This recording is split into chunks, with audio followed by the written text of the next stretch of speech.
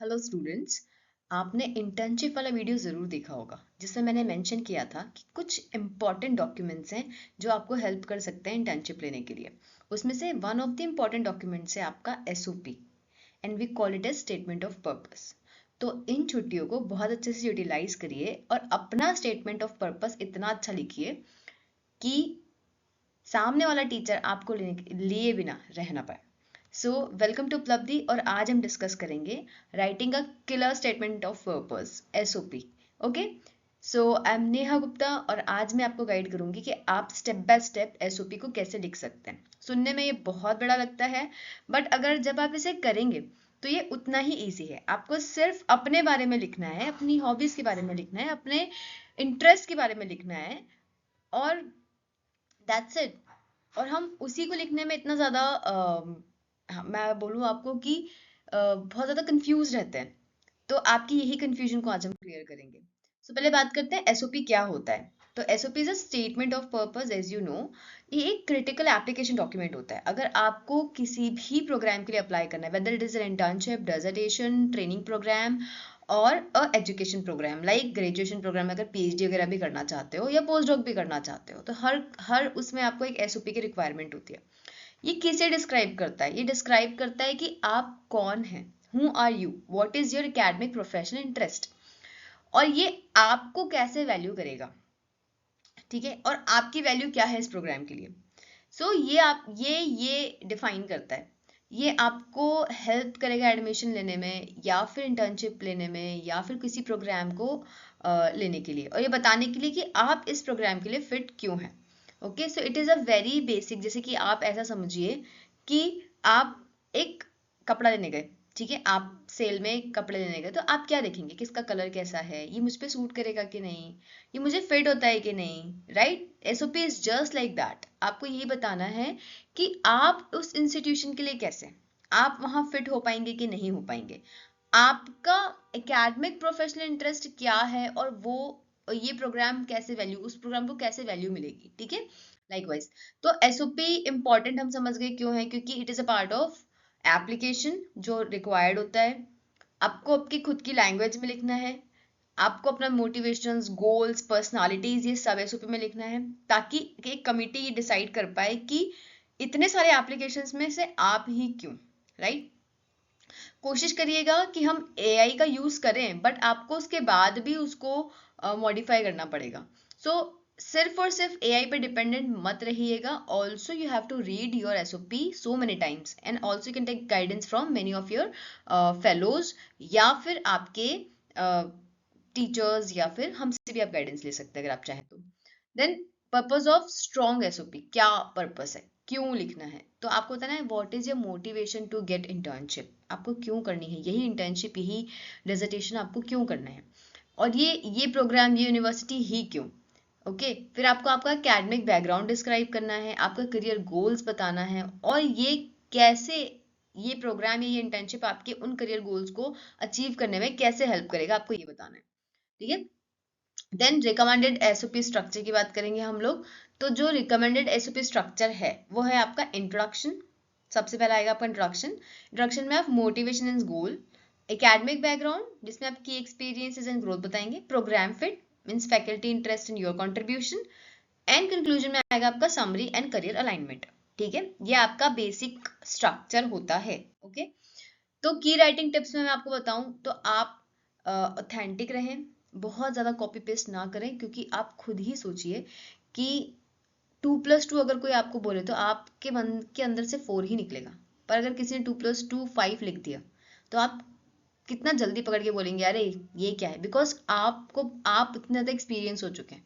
वैसे आप जिसको एसओपी भेजने वाले हैं वो आपसे कहीं ज्यादा एक्सपीरियंस्ड है, तो अगर आप बहुत ज्यादा अगर आप ऑथेंटिक नहीं रहेंगे, बहुत ज्यादा कॉपी पेस्ट करेंगे, तो उसे समझ में आ जाएगा कि इसका खुद का कुछ अपना कोई पर्पस नहीं है, इसने सिर्फ एआई वगैरह से कॉपी पेस्ट करके या फिर इंटरनेट से कॉपी पेस्ट करके मुझे दे दिया है। ओके, अवॉइड करें क्लीशेज, अवॉइड करें टाइपोज, अवॉइड करें, वेरी इंपॉर्टेंट थिंग, टाइपोज नहीं होने चाहिए।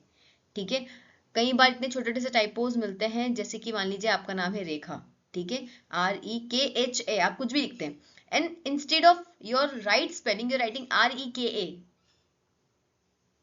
ये टाइपो है। ये नहीं होना चाहिए, राइट।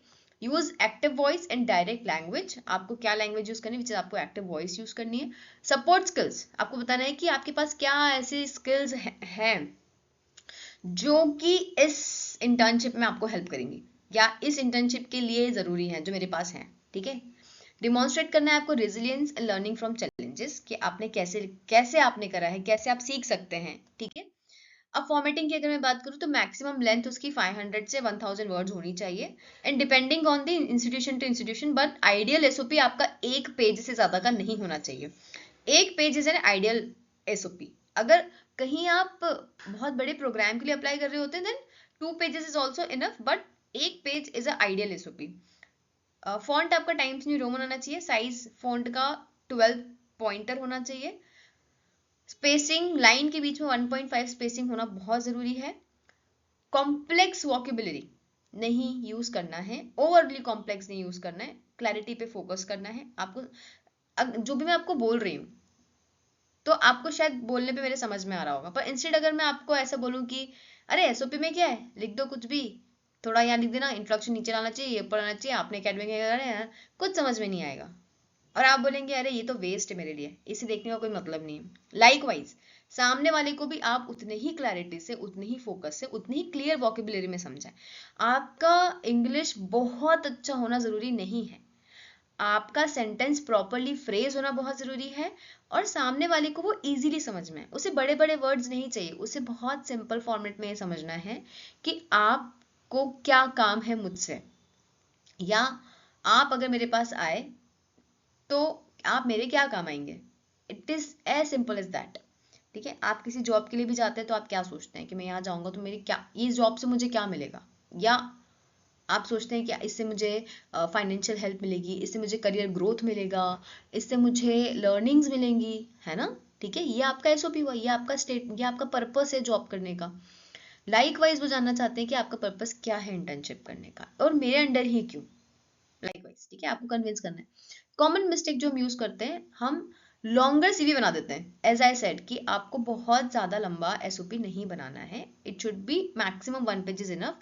आपको 3 4 5 अपने बारे में गाथाएं नहीं लिखनी है, ठीक है। बहुत ज्यादा फ्लावरी या वेग लैंग्वेज का यूज नहीं करना है, ओके। आपको बहुत ज्यादा ऐसे शुगर कोटेड लैंग्वेज यूज नहीं करना है कि because you have earn so many awards, इसलिए मैं आपके अंडर आना चाहता हूँ। नहीं, उन्हें ये नहीं सुनना है, उन्हें पता है कि वो कौन है, वो आपके बारे में जानना चाहते हैं। So tell them something about they don't know, okay. Vague language use नहीं करना है, बिल्कुल भी नहीं। किसी भी अगर अगर कहीं पे इंस्ट्रक्शंस गिवन है एसओपी को लेके, तो प्लीज उसे इग्नोर ना करें, उसे उसके अकॉर्डिंग ही बनाएं। And failing to proofread for clarity and grammar, आपको बिल्कुल भी ऐसा नहीं करना है कि अरे फटाफट फटाफट बना के डाल देते हैं। आपको कम से कम 2 से 3 बार एसओपी को चेक करना है, अपने टीचर्स से करवाना है, अपने फ्रेंड्स को पढ़वाओ, उन्हें भी तो समझ में आए कि आपने क्या लिखा है। या फिर आप हमें भी बता सकते हैं, अगर आप हमसे गाइडेंस या असिस्टेंस लेना चाहते हैं तो उसका डिटेल मैं इस वीडियो के एंड में दूंगी।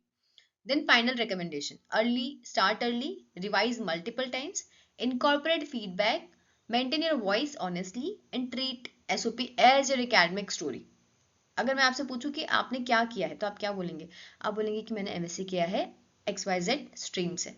मैंने बोला एमएससी तक की जर्नी आपकी कैसी रही, आप बोलेंगे कि 12th मैंने वहां से किया था, उसके बाद मैंने बीएससी किया इस कॉलेज से, जहां से मुझे ऐसा लगा कि मुझे इस फील्ड में एमएससी करना चाहिए, तो मैंने यहाँ आई, फिर मैंने यहाँ पे ये चीज सीखी। आप अपनी स्टोरी कितना अच्छे से बता पाएंगे, बस वही आपको आगे वाले को बताना है। Then you have to draft the SOP. आप ड्राफ्ट कैसे कर सकते हैं, तो आपको बताना है पूरा स्टोरी अपने रेज्यूमे और ट्रांसक्रिप्ट का जो उससे मैच करना चाहिए। आपको बताना है कैसे ग्रोथ लर्निंग आपके इसमें इनकॉर्पोरेट होगी, अगर आप ये XYZ ट्रेनिंग या वो प्रोग्राम लेते हैं तो आपको हाईलाइट करना है कि ये प्रोग्राम को कैसे एक्साइट करता है, ये XYZ फील्ड आपको कैसे एक्साइट करती है। जैसे कि कोई रिसर्च फील्ड है तो आपको क्यों इतना अच्छा लगता है, ठीक है। Be authentic to your personality and values, आपको बिल्कुल भी शुगर कोटिंग नहीं करनी है। तो अपन एक हमने जैसे आउटलाइन देखी है क्लियर, एक इंट्रोडक्शन होगा, एक बॉडी होगी, देन कंक्लूजन होगा। इंट्रोडक्शन में आपको हुक देना है।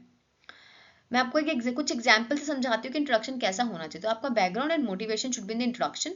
It should not be very long, 3 to 4 lines are good enough for introduction. Body आपका थोड़ा बड़ा होगा, जिसमें आप बताओगे कि आपके पास क्या एक्सपीरियंसेस है, क्या अचीवमेंट्स हैं, करियर गोल्स क्या है, ये प्रोग्राम आपको कैसे हेल्प करेगा, और यही यूनिवर्सिटी क्यों। So body should be a little large, maximum portion जो आपके एसओपी का होगा वो बॉडी कवर करेगा। And then last 4-5 lines is also conclusion. ठीक है, लास्ट 4-5 लाइंस क्या होंगे आपकी कंक्लूजन। तो शुरू की 4-5 लाइन आपका इंट्रोडक्शन, लास्ट का 4-5 लाइन इस पूरे का कंक्लूजन, एंड देन बीच का जो बॉडी है it's all about your relevant experiences, achievements, career goals, और ये यूनिवर्सिटी का प्रोग्राम या यही प्रोग्राम क्यों, या यही इंटर्नशिप्स क्यों। ठीक है, इंट्रोडक्शन की बात करें तो देखिए यहाँ पे है, my name is Anjali, I'm applying to university because I want to study biotechnology. I have always liked science since childhood. ये बहुत बैड एग्जाम्पल है। क्यों? आपने सीधे सीधे बोलते मेरा नाम अंजलि है और मैं इस यूनिवर्सिटी पे गई क्योंकि मुझे बायोटेक्नोलॉजी पढ़ना है। इसमें कोई हुक नहीं है। ये सभी की स्टोरी है। ये हर अगले बच्चे की स्टोरी है। इसमें हुक कैसा है? तो the intersection of biology and technology has always fascinated me, not just as a field of study but as a tool to solve pressing real world problems. मतलब उसने एक हुक दिया कि मुझे बायोटेक्नोलॉजी क्यों पढ़ना है, why I want to study this is introduction. ठीक है, फिर उसने अपने बारे में बताया, my academic curiosity and professional experiences have shaped my decision to pursue advanced research in biotechnology at your institution known for this cutting edge innovation and interdisciplinary approach. उसने बताया कि उसे बायोटेक्नोलॉजी ही क्यों पढ़ना है, उसने इस यूनिवर्सिटी में क्यों एडमिशन लिया और उसका क्या मोटिवेशन था इस प्रोग्राम को लेने के लिए, राइट? तो यही आपको आपके इंट्रोडक्शन में ऐड करना है। ओके, है ना? तो हम इसी की बात कर रहे हैं, आगे बढ़ते हैं। तो अगर आप देखेंगे एकेडमिक बैकग्राउंड की बात करूं अगर मैं, जो हमने बोला कि इसके बाद ऐड होगा, तो इंट्रोडक्शन में आप समझ गए। आप एकेडमिक बैकग्राउंड समझिए। हर बार हर बच्चा यही कॉमन चीज लिखता है कि I have completed my BSc with 75%, MSc with 80%, studied many subjects including genetics, this and this. उन्हें ये नहीं सुनना है। आपको ये बताना है कि during my masters in biotechnology I developed a strong, because all this thing you have mentioned in your CV or resume, right? We have mentioned how much you have got in your BSc or MSc. So they don't want to listen this. They just want कि आपने क्या सीखा, ये academic background, ये during your masters आपने क्या develop करा। सो see it says कि during my masters in biotechnology I developed a strong foundation in genetic engineering and molecular diagnostics. Likewise आपने जो भी सीखा है आप उसको लिख सकते हैं। This is just an example. My thesis on CRISPR-Cas9 mediated gene silencing in Arabidopsis allowed me to explore gene editing techniques, hands-on solidifying my interest in plant technology. अगर आपने कोई समर इंटर्नशिप करी है, आपने किसी की भी इंटर्नशिप करी है, या आपने अपने कॉलेज में कोई छोटा सा 5 दिन का 10 दिन का प्रोजेक्ट करा है या ट्रेनिंग्स करी है या हैंड्स ऑन एक्सपीरियंसेस लिए हैं, तो आप बता सकते हैं कि during my masters in XYZ field, I develop a strong foundation in whatever domain it is. You can say in biochemical testing, in molecular diagnosis, in molecular biology techniques, in genetic engineering. If not genetic engineering, you can go for the identification or quantification or anything. ठीक है, or you can say I have checked many techniques in molecular biology during my masters, and this helped me in understanding that how we can use these techniques to understand research and all that. तो आप इसको ऐसे भी लिख सकते हैं rather than just saying कि मैंने अपने स्टडी की ड्यूरेशन में जेनेटिक्स, माइक्रोलॉजी, सेल बायोलॉजी पढ़ा और ये था। तो इसका आपने यूज कैसे करा? The most important thing is not that, the most important thing कि आपने इसको यूज कैसे करा। ओके, देन प्रोफेशनल या रिसर्च एक्सपीरियंस आप ऐड कर सकते हैं कि I did an internship in a lab where I did some experiments and learn new things. It was fun and I enjoyed it. ये बेकार है, अच्छा है। मैं इंटर्नशिप एट किस इंस्टीट्यूशन पे, it says national centre for cell sciences expose me to advance molecular. अरे भाई मैं वहां की, तो मुझे क्या मिला? तो एडवांस टेक्निक जैसे कि PCR, western blotting, plasmid, XYZ। ठीक है, मेंटरशिप अंडर किसके अंडर करा? आपने उन टीचर प्रोफेसर का नाम लिया जिन्होंने मुझे ये सब लर्न करने में हेल्प करा, right? Then edit and refine. तो follow all instructions and formatting guideline. Proof reading करना है मल्टीपल टाइम्स। ग्रामर्स, पंचुएशन से क्लियर होना चाहिए। वर्ड लिमिट पे स्टिक रहें। एक्सटर्नल फीडबैक जरूर लें, जैसे कि मेंटोर्स, पीयर रिव्यूअर्स। रिविजिट करें फ्रेश, मतलब कि आप देखेंगे तो आपको बहुत ही अच्छा लगेगा, पर आप बार बार अपने सीनियर्स को दिखाएं, उनको दिखाएं, अपने मेंटोर्स को दिखाएं, अपने टीचर्स को दिखाएं। अगर आप चाहें तो आप हमसे भी असिस्टेंस ले सकते हैं, हम भी आपको इसमें हेल्प कर सकते हैं। ठीक है। और अगर आपको कोई भी और हेल्प चाहिए तो आप हमें इस नंबर पे कांटेक्ट कर सकते हैं या फिर कमेंट में एसओपी लिख सकते हैं।